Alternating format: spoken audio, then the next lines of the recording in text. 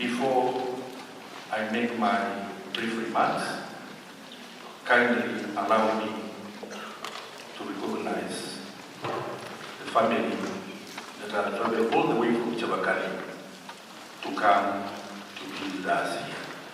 May I ask my boys who are here and the parents just to stand up where you are. Chavakali boys and the parents, you are still around, kindly stand up. And the parents.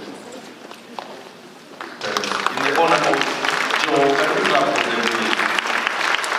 Thank you so much, our sons, for coming to identify with our son and your brother, Joe. Can we sit down, please? May I recognize also the members of the board who are present with us. Kindly stand up. And in the interest of time, Mama Joe, kindly find it in your heart to allow a mother who is a representative of the Board of Management and PTA just to come and say Ole on behalf of the parents and on behalf of the Board of Management of Chavakali National School. Can we encourage her as she comes to my family? Thank you for this time and this opportunity. I greet you in the name of the Lord. Praise the Lord. Praise the Lord again. My name is Emily. I represent the parents on the Board of Management of Chavakali National School. We come together as parents to join you, Mama Joe and Baba Joe and the entire fraternity of the Mwadulos, to say that we are grieved and we mourn with you. I've looked at the photos as they played on the screen. I've seen an energetic boy. I've seen a free heart. I've seen a good soul. And even as we send him off to heaven, we are saying, may the name of the Lord be glorified. We pray that peace be with you as family, peace be with you as a school, and the community of Chavakali National Schools. We are together in prayers and we continue to pray with you. And may the peace of the Lord that surpasses all understanding be with you as we send Joe to heaven. I know we will meet him in heaven because he is an angel and angels are in heaven. Thank you so much for this opportunity. And thank you for allowing us to even just stand before you to give our condolences. Thank you. Thank you so much. Advocate Emily is the chair of the Parents Association of Chavakali National School. I once again, Mama Joe and Papa, say, Paul, we can feel the pain of losing a beloved child. It is only God who can heal you. And that is our prayer for the family. To the Chavakali boys, particularly the classmates of Joe, we are also very sorry that you have lost such a dear friend. If God were to appear to me the way he appeared to Solomon in the night, and he had a need to take a student from Chavakali National School, we have a dozen students whose ways might be suspect. Maybe I would have made a mistake and offered a name of one errant student, but not Joe. This is one boy who is very compassionate.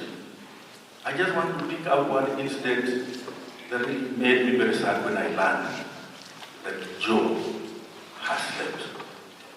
Mama, when Joe came back from home for his last term, we have what we refer to the institution as a mercy kitty. This is a kitty that contributes to the needy students in the school.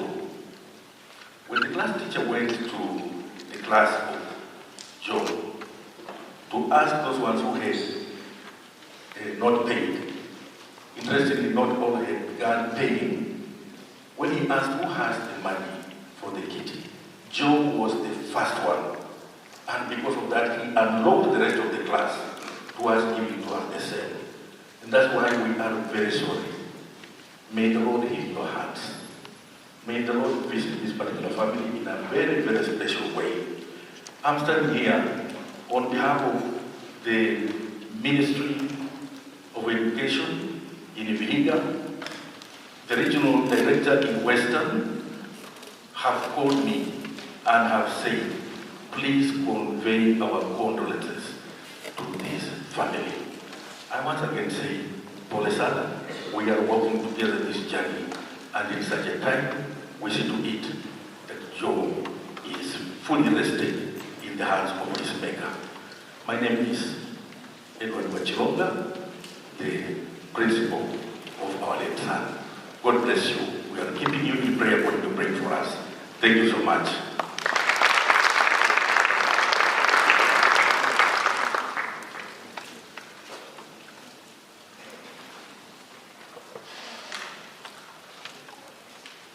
Thank you very much, Chief Principal of Chavakali National School, Edward Wachilonga. Thank you for coming, and thank you for coming with the board, and thank you very much, even Madam Emily, for conveying on behalf of the parents. We really, really do appreciate your coming and being here. And of course, we know that even for the school, Chavakali high school students, this is also a big blow to you, and not just to you, but also to all the youth and young generation in this country, especially those ones who knew Joe.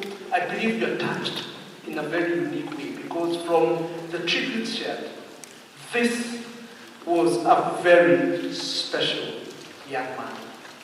He was outstanding in everything that he did. We have heard about his strengths, in terms of his mental attitude, in terms of his sportsmanship, in terms of his emotional intelligence in interacting with others. He was exceptional. And so we just want to say to each one, I'm sure touched by this, that may the Lord comfort you and give you strength. We are also coming here. I represent Nairobi Chapel, Kareh. I am the senior pastor there. My name's David Kabibi, and I'm not here alone. I'm also here with other pastors who joined us as well. And in particular, we have the teens pastor. That is the pastor who oversaw Joe in this last few years. And that's Pastor Hegai Yaka. He's in the house, and he has told me, without a shadow of a doubt, that yes, their loss is great. Because Joe was one young man who made sure that when he was here on holiday, he came to church. And this is something he began from when he was very young. That from a very young age, he could even hike a lift from his neighbor by the name of Abby when his mom was away, so that she brings him to church. We have his testimony to know, and we have heard it, that he knew the Lord. He knew the Lord as his personal Lord and Savior. And as I was speaking to the family on Sunday, I was talking about Jesus, who is the life giver. And knowing that, yes, he has transitioned. Yes, we miss him, but he has transitioned into glory. Because he knew Jesus, who is the resurrection and the life. And that gives us some level of comfort. But what do you say to a family? What do you say to a mother who has lost a dear son? What do you say to a father who has lost his son? What do you say to grandparents who are here? His grandmother, Mrs. Gioshe, and his grandparents, the Modulos who are here. What do you say to them? What words of comfort can you give to the younger brother by the name of Jeremy? And today, as we gather for the next few minutes, we just want again to turn to God's word and ask, Lord, what word do you have today for us that will comfort us? And I want to say to us here that our circumstances shape us in very real ways. Our circumstances shape us in very real ways. This loss is huge, and it has touched everyone, especially the family, deeply. But looking at history, we see that men of courage have had the greatest impact on humanity. When we look at the scriptures, we see that even the very young make an impact. We read in the Old Testament about a young boy by the name of Samuel who was set apart for his mother, that he would be able to be given fully to the service of God.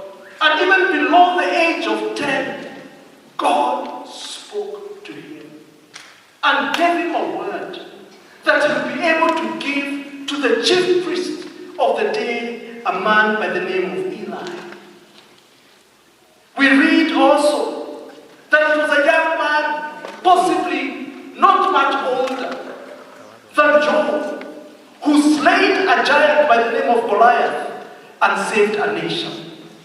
We read that it was another young man at the age of 17 years, who was sold by his brothers into slavery. And God, working in mysterious ways, was able to use this same young man to save a nation. Jesus, our Savior, was only 33 and a half years old when he was crucified. For some of us, we consider that young.